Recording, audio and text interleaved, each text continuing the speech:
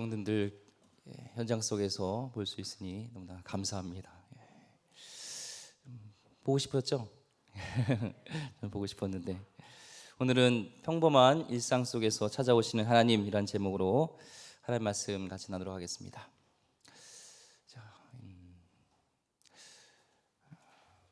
하나님께서는 우리 지난번에 우리 말씀 가져 나눴지만 약속을 지키시는 하나님, 사람은 약속을 깰지 모르지만 우리 하나님은 신실하시고 하실 수 없는 것이 있다면 약속을 어기시는 것이죠. 하나님은 신실하게 아브라함과 또 조상들과 맺었던 그 언약을 기억하시사 저들의 신음소리도 들으시지만 저들의 약속을 기억하시고 이스라엘 백성을 이제 구원하기로 결정을 하시고 이제 준비하십니다. 네, 하나님은 사람을 통해서 일하세요. 하나님의 비전은 사람입니다. 사람을 통하여서 전략은 사람이고 사람을 통하여서 일을 해가시는데 모세가 40세가 돼서 왕자로 있을 때는 자기 혈기로 자기 능력으로 해보려고 했을 때는 그냥 한 사람 이집트 군인 죽이고 또 범죄자로 몰려서 바로의 어떤 쫓기는 인생으로 이 미디안 광야로 가게 되죠. 자, 오늘은 광야 속에서 모세를 훈련시키시고 준비시키셔서 또 그를 부르시고 그를 이끄시는 하나님의 놀라운 계획들을 말씀 통해서 우리가 같이 나눌 수가 있습니다. 한번 우리 3장 1절 어떻게 시작하는지 한번 같이 보겠습니다. 1절 같이 한번 보겠습니다. 시작. 모세가 그의 장인 미디안 제사장 이드로의 양떼를 치더니 그 떼를 광야 서쪽으로 인도하여 하나님이 산 호렙에 이르매. 자, 오늘 말씀해 보니까 모세가 그의 장인 미디안 제사장 이드로의 양떼를 치더니 하고 있습니다. 모세하면 우리가 생각나는 게 뭐예요? 이집트 왕자, 이런 화려한 궁궐의 삶이잖아요. 그런데 지금 모세는 양을 치는 목동으로 변해 있습니다. 이겠죠? 얼마나 좀 이 자존심도 상하고 자아도 많이 이렇게 무너져 있었겠죠. 자기의 능력, 힘 볼 때는 군사적으로 이렇게 나가서도 싸울 때 전략과 또 여러 기술과 힘 있는 그런 사람이었는데 지금은 이제 80세가 돼서 무기력하게 양을 치고 있는 자기의 혈기도 자기의 능력도 자기의 비전도 좀 내려놓고 좀 이런 뭐랄까요, 자존심도 상하고 자아도 많이 깨져 있는 이런 상황입니다. 근데 거기서 누구의 양을 치냐면 장인인데요, 미디안 제사장이라고 하고 있습니다. 미디안은 지금으로 따지면은 사우디아라비아예요. 사우디아라비아 이곳에서 장인이 미디안 제사장이라고 하고 있습니다.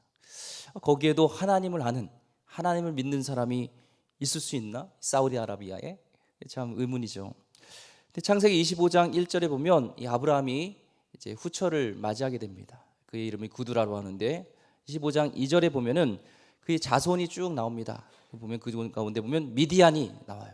그러니까 이 미디안 중에서도 하나님을 아는 백성이 있었던 거예요. 아브라함의 후손 중에서 하나님을 아는 신앙을 가진 하나님 백성이 있었고 그 중에 이 미디안 장인이었던 미디안 사람이었던 제사장이었던 이드로는 이 하나님을 아는 사람입니다.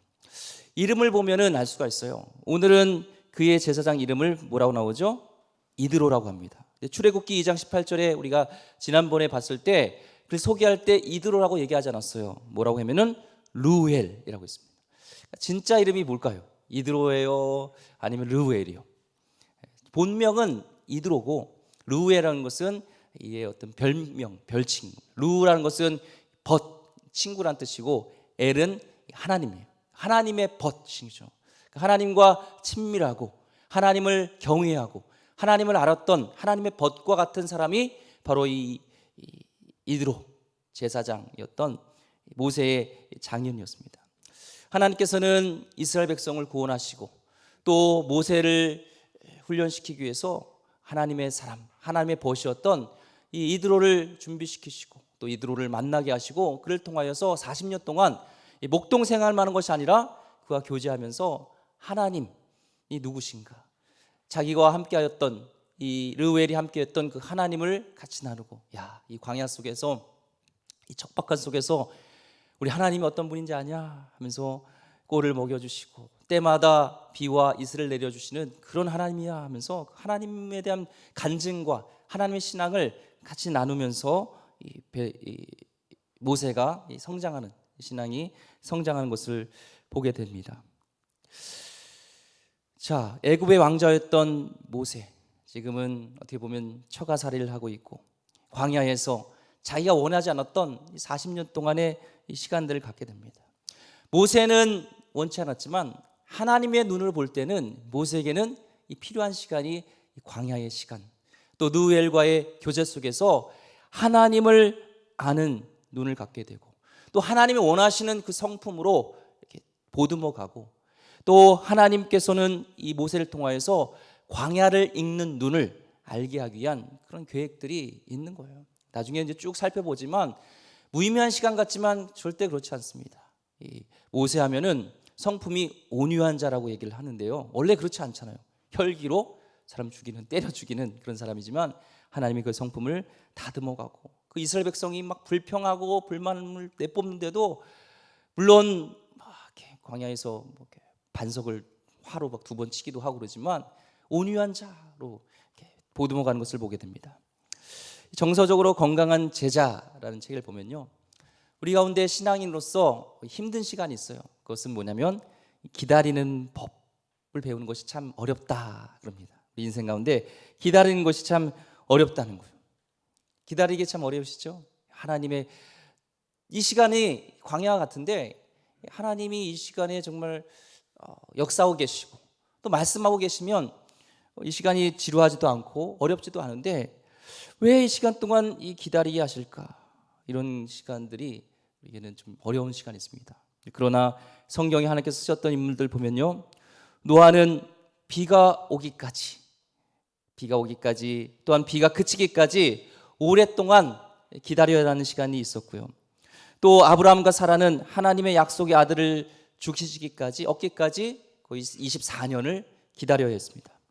요셉도 노예와 종과 죄수의 신분으로 있으면서 무려 하나님의 꿈을 이루는데 20년의 시간 속에서 이 고통의 시간을 기다린 끝에 하나님의 목적이, 하나님의 뜻이 이루어지는 것을 보게 됐잖아요. 기다림은 그토록 힘든 것은 하나님이 어디서 무엇을 하고 계신지 혹은 이 기다림이 언제 끝날지, 언제 끝나기는 하는 건지 우리가 알 수 없기 때문에 그렇습니다. 근데 그 기다림의 시간, 광야의 시간은 우리에게 필요한 시간이라는 것이죠. 6세기 영성 작가였던 십자가의 요한이라는 분이 있습니다. 그분이 얘기를 하기를 우리 인생 가운데 신앙인에게는 영혼의 어두운 밤이 있다는 거예요. 영혼의 어두운 밤, 누구나 있습니다. 근데 그 밤은 고통스러워요. 그리고 그 터널이 언제 끝날지 모르는 그런 시간 같아요. 외로움이 사무치는 그런 밤입니다. 누구도 예외가 없습니다. 근데 그 밤을 허락하시는 이유는 하나님이 우리를 향한 사랑이 있기 때문에 그렇다는 거예요. 우리를 볼 때 우리에게 흠이 있기 때문에 하나님께서는 우리를 어두움으로 밤으로 이끌어 가시고 그 속에서 우리 영혼을 자라게 하시고 우리의 흠을 보듬어 주고 다듬어서 하나님의 사람으로 성숙한 그리스도인으로 다듬어가는 그 시간이 어둠의 밤의 시간이 있다는 겁니다. 지금 이 모세는 40년이 무의미한 것 같지만 그 40년 동안 어둠의 밤, 광야 시간을 통해서 하나님을 알아가고 하나님 원하시는 성품으로 보듬어가고 광야를 이끌어가는 그 눈을 잃게 하는 하나님의 계획을 보게 됩니다. 오늘 보면은 이 모세는 양떼를 쳤다 이렇게 나오고 있습니다. 양떼를 쳤다는 것은 오늘 하루만 쳤다는 것이 아니라 일상 속에서 지금 늘 계속 평범하게 쳐왔다는 거예요. 이 시제를 보면 계속 양을 쳤다는 거예요. 모세에 있어서 이 양 치는 것은 그냥 특별한 일 중에 하나가 아니라 일상의 삶 속에서 일상 해오던 일이 지금 양을 치는 일이라는 겁니다. 나중에 보겠지만 이 양을 치면서 이 모세는 목자의 마음을 배워요. 이스라엘 백성을 이끌어가는 가운데 목자의 마음으로 그들을 이끌어야 되는 그 목자의 심정을 배우게 되는 또 하나님의 계획이 있는 것이죠. 그러면서 어딜 가게 되냐면요, 호렙을 가게 됩니다. 호렙은요, 이 광야, 미디안에서 사우디아라비아에서 이집트 쪽으로 가는 광야, 이 서쪽에 있습니다. 굉장히 외지고 버려진 땅입니다. 호렙 자체가 뜻이 황폐하다, 버려지다 이런 뜻이에요. 그러니까 이름 자체가 사람들이 호렙이라고 이름한 것은 발음을 좀 조심해야 합니다. 호렙이가입니다. 호렙이가 아니라 호렙입니다. 호렙. 황무하다, 버려지다 이런 뜻이 호렙이에요. 저 산은 쓸모없어. 지금도 보면 바위라든지 이런 곳이 바위만 있고 나무도 거의 없고 척박한 땅이기 때문에 이곳까지 가지 않는데, 지금 모세가 호렙까지 간 이유는 바로 일상 가운데 양을 치다가 지금 풀을 먹여야 되잖아요. 풀을 먹여야 되는데 풀이 별로 없으니까 쫓고 풀을 쫓아가다 보니까 황무한 곳, 이 서쪽에 있는 호렙까지 가게 됐습니다. 근데 그곳에서 뭐라고 오늘 말씀이 하고 있냐면 호렙이 하나님의 산 호렙 하고 있습니다. 황폐하고 버려지고 척박한 곳이지만 오늘 말씀은 하나님의 산 호렙이라고 하고 있습니다. 그 이유가 뭘까요? 하나님이 만나주셨고 하나님이 거기에서 현현하셨고 하나님께서 함께 하셨던 곳이기 때문에 평범하고 어떻게 보면 버려진 땅이지만 그곳이 하나님의 산이 되게 되는 줄 믿습니다. 우리의 일상이요, 우리 일상의 장소가 특별하게 되는 것은 뭔가 그것이 특별해서가 아니라 하나님이 임재하시고 하나님이 만나주시는 그 장소가 바로 특별한 장소가 되는 것이고 그곳이 하나님의 땅, 하나님의 산, 하나님의 장소가 되는 것을 우리가 알 수 있어요. 일상 속의 장소가 특별한 장소가 됩니다. 이 다윗도요, 하나님께서 보면은 그를 부르실 때 궁궐에 지너나 어떤 특별한 장소에서 부르신 게 아니에요. 시편 18편 7절 말씀에 보면요, 뭐라고 하면은 이 다윗을 부르신 것이 또 그의 종 다윗을 택하시되 양의 우리에서 취하시며, 그를 취하셨을 때, 그를 택하셨을 때가 언제면 아버지의 그런 우리에서 양을 칠 때였고, 지금 하나님께서 이 모세를 만나 주신 것도 특별한 곳이 아니라 바로 평범한 일상 속에서 하나님께서 만나 주신다는 겁니다. 우리 일상 속에서 코람데오로 하나님이 나와 함께 하신 것을 인정하며 살아가는 그곳에서 최선을 다할 때 하나님이 임재하실 때 그곳이 특별한 장소가 된 것을 보게 됩니다. 하나님은 그렇게 하루하루 하나님을 의식하면서 살아가는 그런 자에게 찾아오시고 거기에 하나님께서 비전을 주시고 살아가는 것을 보게 되죠. 우리는 일상은 별거 아니야 이렇게 생각합니다. 그래서 기도원이라든지 성지 순례를 가야만 우리는 특별한 일이 생길 거라 생각합니다. 그러나 일상의 삶에서 오늘 모세는 양을 치다 하나님을 만났고 그 일상에서 양을 치는 그곳에서 하나님이 함께 하시는 것을 경험하게 된 거죠. 우리가 일상에서 하나님을 만나지 못하면요, 어디서 하나님을 만나겠습니까? 오늘 지금 now, here and now, 지금 여기가 중요하고 우리 일상에서 하나님을 만나는 이것이 중요합니다. 그래서 오늘 예배가 중요하고 여러분이 일상 속에서 늘 반복되는 오늘 예배드리는 이 시간일지 모르지만 이곳이 특별한 예배의 장소가 되고 특별한 곳이 되는 것은 하나님이 임재하실 때, 하나님이 이 속에서 만나 주실 때 이곳은 비범한 곳, 비범한 시간이 되게 될 줄 믿습니다. 마태는 세관으로서 세리장의 역할을 하다가 예수님을 만났습니다.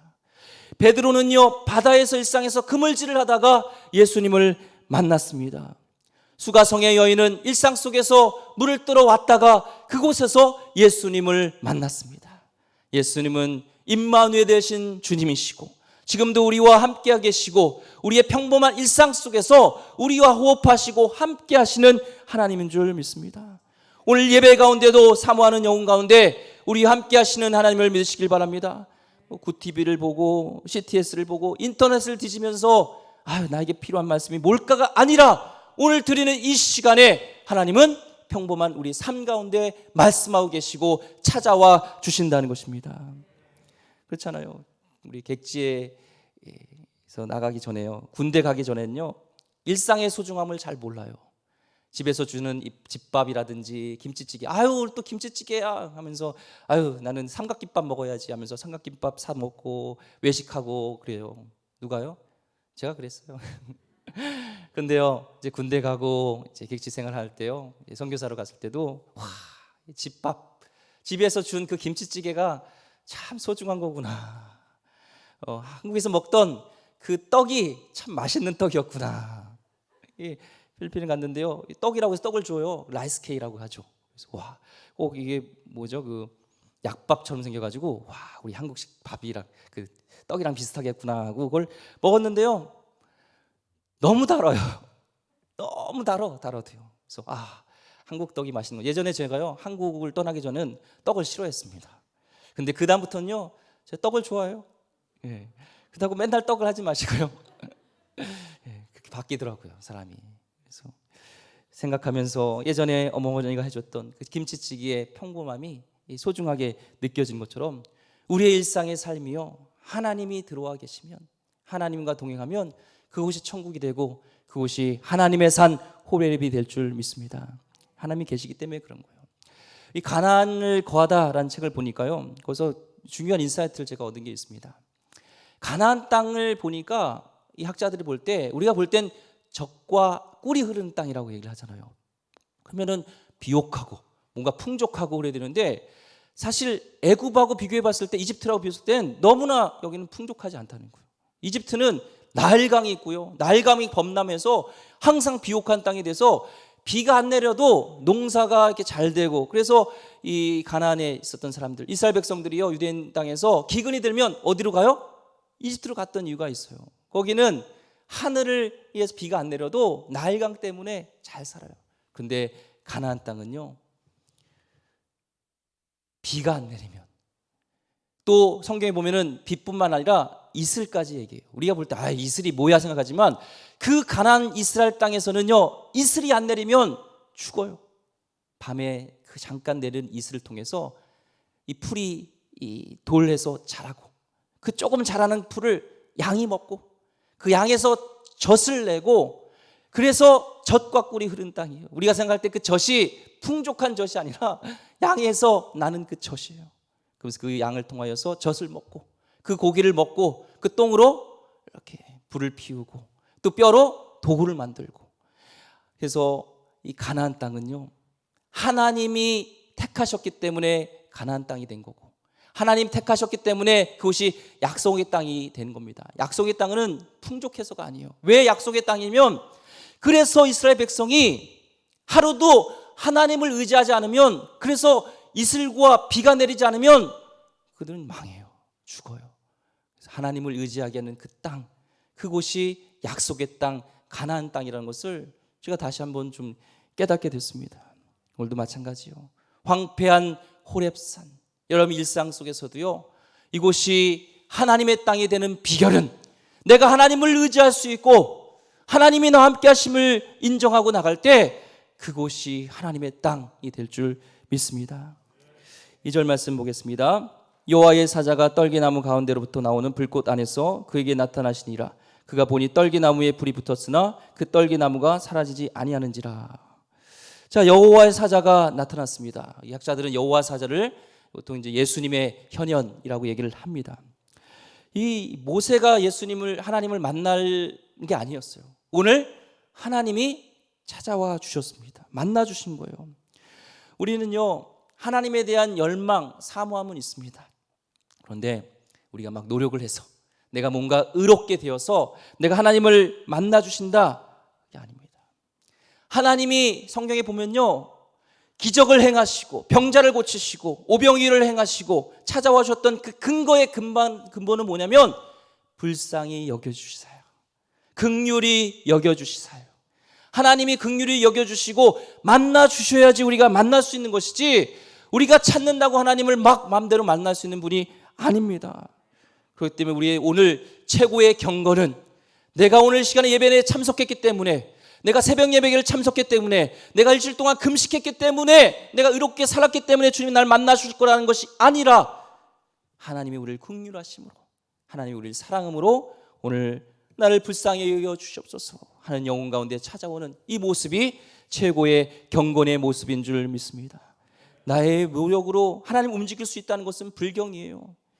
가장 연약하고 나는 아무것도 할 수 없습니다, 무기력하고 하나님 사모하는 마음이 있을 때, 그때 하나님이 찾아와 주시죠.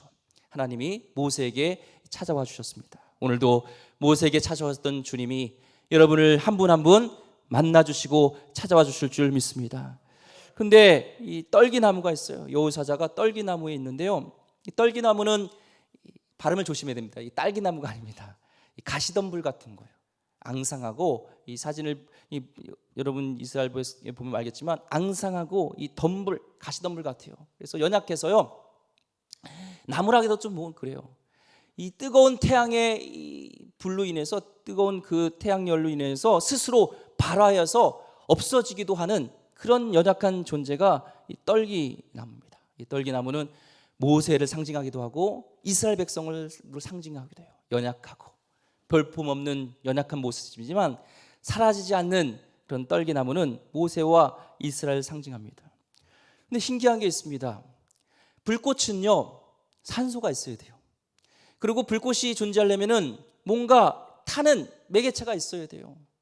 근데 지금 불꽃은요, 타고 있습니다. 그런데 나무는 연소되지 않고 있어요. 뭘 상징할까요? 하나님은 외부의 어떤 조건을 통하여서 활활 타오르시는 분이 아닙니다. 하나님은 외부에 상관없이 스스로 계시고 스스로 영광을 받으시며 스스로 능력을 행할 수 있는 분이라는 것을 이 떨기나무 속에 타오르는 불꽃을 통해서 하나님을 계시하는 겁니다. 오히려 이 떨기나무 같은 존재, 그냥 뜨거운 열에도 확 발아하고 없어질 존재이지만 거기에 하나님의 능력이 임할 때, 하나님의 붙들림을 받게 되어질 때 그것이 놀라운 존재가 되는 것처럼 연약한 떨기나무 같은 존재일지 모르지만 하나님의 능력이, 하나님의 불꽃이 임할 때 그것은 사라지지 않는 하나님의 능력의 손이 된다는 겁니다. 일상 속에서 나오는 이 성도들에게 말씀하십니다. 내가 대단해서가 아니야. 가장 무기력한 인생 가운데도 내가 들어가면 너의 인생은 불타는 인생이 될 수 있어. 내가 함께하면 내가 불타는 불꽃이 될까는 겁니다. 여러분도 그렇습니다. 떨기나무 같은 인생 같으라도 지금 80세에 힘도 없고 지금 양치우는 그런 자기의 꿈도 자아도 깨진 상태이지만 하나님의 불꽃이 임할 때 떨기나무가 타지 않고 능력의 것이 됐던 것처럼 우리의 인생 가운데도 하나님이 찾아오실 때, 평범한 일상 가운데 하나님이 찾아오실 때 우리께서 쓰임받는 귀한 존재가 될 줄 믿습니다. 오늘 우리 자녀들도 그래요. 오늘 자녀를 위해서 많이 걱정하시면서 오신 분도 있죠. 보면은 아유, 밤새 뭐 했는지, 지금까지 이불에서 디비 자고 있는지도 모르겠습니다. 나름대로 노력을 한다고 하는데, 살아보려고 공부도 하고 사업도 하고 일도 하는데 우리 부모는 볼 때는 뭔가 변변치 않은 것 같아요. 그런데 그런 인생 가운데일지라도, 떨기나무 인생 갈지라도 평범한 일상 속에서 하나님께서 찾아와 주시고 안아주실 때 그를 변화시키게 될 줄 믿습니다. 하나님의 방법은 그래요. 세상의 방법은요, 공부 잘하는 사람 선착순으로 뽑고 금수저 같은 사람 선착순으로 뽑아서 그것을 일하게 하는 것이 세상의 방법이지만 하나님의 방법은 부족해도 연약해도 떨기나무 같은 인생일지라도 하나님이 그를 붙잡으셔서 하나님의 비전을 주시고 하나님께서 그를 사용하시는 거예요. 다윗도 마찬가지죠. 너는 외모를 보거니와 나 여호와는 중심을 보시니라 하면서 이 엘리야는, 그 사무엘은 엘리야과 같은, 와 예쁘고 키도 크고 덩치도 있고 저 사람이 왕으로 세울 자 같다 했지만 하나님은 그렇지 않았어요. 우리에서 양을 치우는 똥냄새 맡기면서 막내 같은 꼬레비 같지만 하나님은 그 중심을 보시고 그가 원했던, 그가 왕이 되려고 하는 것도 아니었고 궁궐에 들려고 하는 것도 아니었지만 하나님이 그를 중심을 보시고 그를 선택하셔서 이스라엘 왕으로 세우셨던 것처럼 모세를 하나님께서, 그는 좌절되어지고 지금 실패한 인생 같지만 하나님이 찾아와 주셔서 그를 붙잡을 때 인생을 인도하는 민족의 영도자로 삼으신다는 겁니다. 그렇기 때문에 여러분의 인생이 떨기나무 같은 인생일지라도 우리 인생 가운데 하나님의 붙들림 받으면 우리는 하나님께서 쓰시는 귀한 하나님의 위대한 사람이 될 줄 믿습니다. 오늘 모세가 이제 반응합니다. 3절 말씀 보겠습니다. 이에 모세가 이르되 내가 돌이켜 가서 이 큰 광경을 보리라. 떨기나무가 어찌하여 타지 아니하는고 하니, 그때에 실제로 큰 광경은 아니죠. 그냥 떨기나무에 불꽃이 있으니까 뭐 작은 산불 정도로 생각할 수도 있습니다. 근데 오늘 말씀에 보면 큰 광경이라고 합니다. 의아해하는 거예요. 인간이 봐도 생각이 이상하죠. 왜 떨기나무에 불이 붙었는데 타지 않은가 하면서 이해가 되지 않으면서 혹시 하나님이 뭔가 나에게 말씀하시는 거 있지 않을까 하면서 믿음의 호기심으로 하나님께 반응하면서 이제 갑니다. 그때에 그 반응하면서 떨기나무를 보러 믿음의 호기심으로 반응하면서 나갈 때 그때에 이제 4절 말씀에 여호와께서 그가 보려고 돌이켜 오는 것을 보신지라 하나님이 떨기나무 가운데서 그를 불러 이르시되 모세야 모세야 하시매 그가 이르되 내가 여기 있나이다. 하나님은요 주지하고 계셨어요. 하나님은요 보고 계셨어요. 감찰하시는 하나님, 우리를 바라보시는 하나님. 우리는 이 순간에도 우리 주님은 보고 계십니다. 코로나를 뚫고 여기 오신 우리 성도님들, 또 코로나의 확진으로 인하여서 또 자가격리 있는 그곳에서도요 하나님 저 나왔습니다 나올 때 하나님은 그 모습 그대로 보고 계시는 거예요. 그 하나님을 믿고 만나달라고 나오신 여러분 가운데 오늘 모세를 부르셨던 것처럼 하나님께서 우리를 부르십니다. 모세야 모세야. 왜 2번 불렀을까요? 모세야 해도 되는데 못 알아들을까 2번 불렀을까요? 확신이란 뜻도 있고 부르심에 대한 확신도 있고 사랑하는 음성입니다. 여기서는 모세야 모세야. 양을 치러 갔는데요 한번 생각해 보세요. 으슥한 곳이에요. 황폐한 곳이에요. 사람들이 안 가는 곳이에요. 거기에 불이 막 확 타오르고 있습니다. 떨기나무에. 그래서 욱준아 욱준아 불러요. 전설의 고향이죠. 이게 무슨 소리야. 그런데 지금 모세는 두려워하지 않고 떨지 않고 있습니다. 그동안 광야 속에서 또 하나님의 벗이었던 르우엘을 통하여서 하나님에 대해서 인식하고 있었고 그곳에서 하나님을 묵상하고 있었기 때문에 하나님의 음성에 모세는 반응하고 하나님의 음성인 것을 알고서 영적 감각이 지금 날카로워졌던 것을 보게 됩니다. 우리는 광야라는 한계 속에서 하나님의 음성을 또한 듣게 돼요. 저번에 얘기했지만 나바르랑 이 미드바르는 광야와 말씀이요 같은 어근이에요. 광야 같은 곳에서 하나님의 음성이 들린다는 거예요. 하나님의 말씀은 광야에서 들린다는 거예요. 우리의 잘 나가고 잘 되어지는 인생이 아니라 내가 고통 가운데 있을 때, 내가 코로나 확진 속에 있을 때, 어려움 속에 있을 때 그 속에서 하나님의 음성이 들린다는 겁니다. 이 새벽 예배 때, 수요예배 때도 같이 나눴지만 저 코로나 확진 속에 있으면서요 그 속에서 이해할 수 없는 고통이고 광야잖아요. 그래도요 저에게는요. 그런데 그 속에서 하나님의 음성을 듣게 되어지고 나의 연약한 부분과 지금도 그렇지만 하나님과 깊이 친밀하지 못했던 일적으로 설교 준비를 하고 내가 어떤 목회자로서 하나님과의 단독자로서 아버지와 아들로서 목자와 양이 아닌 어떤 일로서 하나님께 대했던 모습을 속에서 회개하고 나갔던 모습이 있습니다. 하나님의 음성을 들었던 시간이에요. 여러분도 한계 속에 있는 광야, 여러분 그 시간이 하나님의 음성을 들을 수 있는 영적 민감함을 키울 수 있는 귀한 계기가 될 줄 믿습니다. 모세는 대답합니다. 뭐라고 그러죠? 여기 히브리어는요 한 단어예요. 힌내니 저예요. 네, 저 여기 있습니다. 이 한 단어를 얘기해요. 네, 저 여기 있습니다. 우리가 주님께서 부르실 때, 옥주나 부를 때 존귀하시고 자비하시고 지존하시며 무소부지하신 이런 필요 없어요. 오늘 주님이 우리 부르실 때 힌내니 네, 저 여기 있습니다. 그러면 됩니다. 반응하면 됩니다. 네, 여기 저기 있습니다. 대답합니다. 마지막 5절 말씀입니다. 하나님이 이르시되 이리로 가까이 오지 말라. 내가 선 곳은 거룩한 땅이니 내 발에서 신을 벗으라. 우리는 성경을 통해서 하나님을 알게 되어지는데요, 오늘 말씀을 통해서 하나님의 또한 속성을 알게 됩니다. 신을 벗으라. 왜 갑자기 신을 벗으라고 할까요? 신을 벗으라.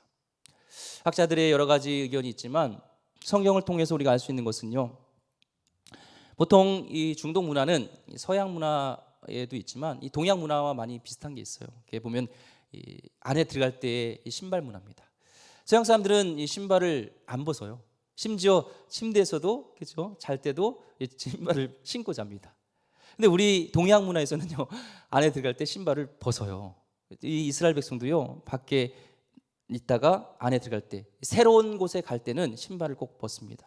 신발을 벗는다는 것은 이 새로운 것을 한다는, 새로운 일을 시작한다는 뜻도 있고, 또한 이 제사장도 마찬가지고 성전에서 이 성막 일을 하는 사람들은요, 신발을 벗고 일해요. 그 성경에 보면 예수님께서 이 제사장들의 옷에 대한 것들은, 이 에봇은 어떻게 입으라 막 다 이렇게 설명해 줬는데 신발은 어떻게 만들라는 게 없어요. 그 이유가 뭐냐면, 전제가 제사장은 성막에서 일할 때 신발을 벗고 일해요. 거룩함을 뜻하는 것이고 경외감을 뜻하는 겁니다. 왜냐하면 신발이란 개념이 이 파피루스라든지 양가죽 이런 것으로 만든 신발, 우리처럼 좋은 메이커의 그런 신발이 아니에요. 거칠고 똥 묻고 더럽고 이런 것이 이 의미가 신발입니다. 하나님 앞에, 존전 앞에 설 때 우리는 거룩함을 뜻하면서 신발을 벗고, 심지어 이 수메르 제사장은요, 신 앞에 나갈 때 이 옷을 다 벗고 나갔다는 거예요. 경건한 모습을 뜻하는 것이죠. 근데 여호수아 5장 15절 보면, 이제 여호수아가 마지막 처음에 이제 가나안을 점령할 때 많은 성들이 있었습니다. 그 중에 가장 강력한 성이, 견고한 성이 여리고 성이었어요.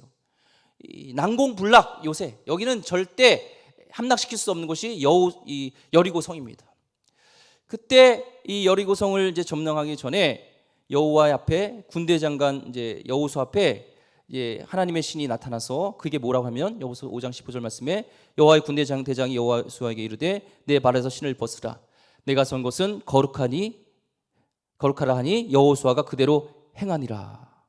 뭐를 하라죠? 이곳은 거룩한 땅이니 신발을 벗으라고 해요. 여리고성을 이제 무너뜨리기 전에 해야 될 것이 다른 것이 아니라 뭔가 이렇게 군사 작전을 하고, 이게 아니라 신발을 벗으라고 얘기를 합니다. 이 여리고성이 무너지면요, 이 일대에 있는 성들도 다 무너져요.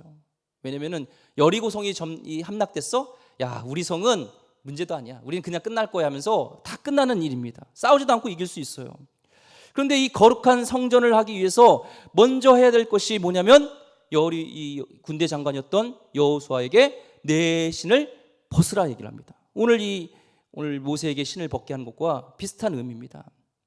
원래는 이 전쟁하기 전에는요, 신발끈을 조여매야 됩니다. 또 허리띠를 조여매야 됩니다. 근데 신발을 벗으라 그러고 나서 하나님 앞에 순종할 것을 얘기를 해요. 그건 뭐냐면, 신발을 벗으라는 것은 그를 통해서 위대한 일을 하게 하시는 하나님의 사인이에요. 야, 너가 이제 여리고성을 점령할 것인데 그 전쟁에서 승리하게 하는 것은 너의 능력이 아니야. 그것을 내려놓는 것입니다. 애굽에서 바로를 물리치고 수백만을 이끌고 나오는 일, 이런 일들은요, 돈 많아가지고 똑똑하고 성격이 좋으면 하는 것이 아니에요. 그 일은 하나님이 하신다는 겁니다. 나의 권리 포기입니다. 하나님이 하실 것이라는 것을 다 나의 능력, 내가 할 것들을 다 내려놓고, 신발 다 내려놓고 하나님이 행하실 것을 기대하는 것이고 결단하는 것이죠. 여러분, 하나님의 일을 하는 때는 내가 주인공이 되면 안 됩니다. 내가 하려던 능력과 모든 신을 벗어버려야 됩니다. 그리고 하나님이 하실 일을 기대하면서 하나님을 바라보고 순종하며 나가야 됩니다. 여러분, 일 가운데 하나님이 우리 일상 가운데 하나님이 우리를 찾아오십니다. 그리고 우리를 부르십니다. 그럴 때 우리가 해야 될 것은, 그래, 아싸, 내가 해보겠다, 이게 아니라, 하나님, 저는 무익한 종입니다. 저에게 능력이 없습니다. 나의 신발을 다 내놓겠습니다. 내가 예전에는 내가 허리끈 매고 내가 신발끈 매서 하려고 했지만 안 됐습니다.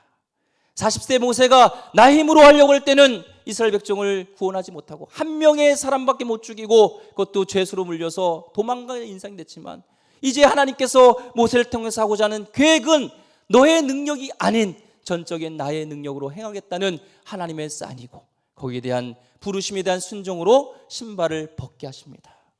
오늘 주님께서는 우리를 일상 가운데 우리를 부르시고 찾아와 주십니다. 그리고 우리에게 사명을 주십니다. 너의 능력이 아닌 나의 힘으로 하게 하지 않겠니? 이젠 너의 주인공이었다면 이제 내가 주인공 되면 안 되겠니? 하면서 우리에게 말씀하고 계십니다. 여러분, 이것들을 내려놓고 신발을 벗고 주가 주 되심을 인정하면서 하나님의 능력으로 오늘도 승리하시는 하나님 귀한 백성 되기를 주의 이름으로 축원드립니다. 기도하겠습니다. 하나님 감사합니다. 평범한 일상 속에서 찾아오시는 하나님, 오늘 이 순간이 나에게 평범한 하루지만 오늘 이 순간에 주님이 찾아와 주실 때 이곳이 하나님 거룩한 땅이 될 것이고, 이곳이 하나님의 호렙이 될 것이고, 이곳이 하나님의 특별한 사명을 받는 귀한 시간이 될 줄 믿습니다. 하나님, 이 시간에 임재하여 주시고 우리 성도님들 한 분 한 분, 코로나를 뚫고 오시는 성도님들, 또 코로나로 있는 자가격리 되는 우리 성도님, 어느 곳에 있든지 하나님께서 함께하여 주시옵소서. 귀하신 예수 그리스도 이름으로 기도드립니다. 아멘.